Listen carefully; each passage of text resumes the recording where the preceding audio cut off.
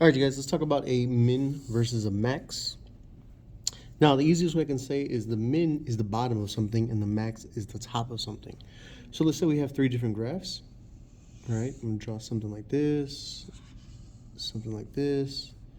and it can be like a V shape as well.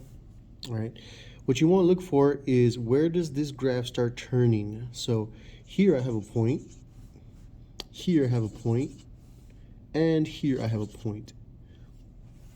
So when it's on the bottom, right, this is considered a minimum.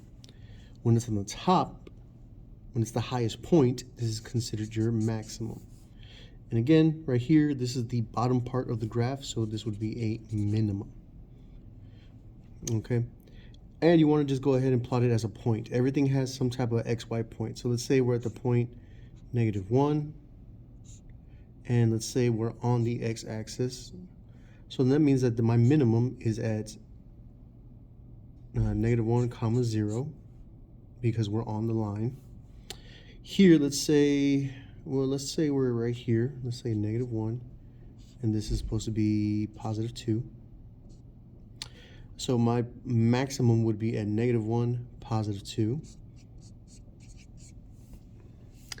And let's say we're on the actual line, but let's say this is the number +1. So here, since we don't move left and right, this is going to be a 0, comma 1, right? So you're going to find the point and then tell me if it's a max or a min for these problems. All right, and I just made these numbers up, so you'll be able to see the numbers nice and neat. Let me give you like an example. Let's say we have a graph. I'm gonna try to make this nice and neat for y'all. Let's do 1, 2, 3, 1, 2, 3, 1, 2, 3, 1, 2, 3. 1. Okay, make this a little bit cleaner. There you go. And let's say we have a graph that looks something like this.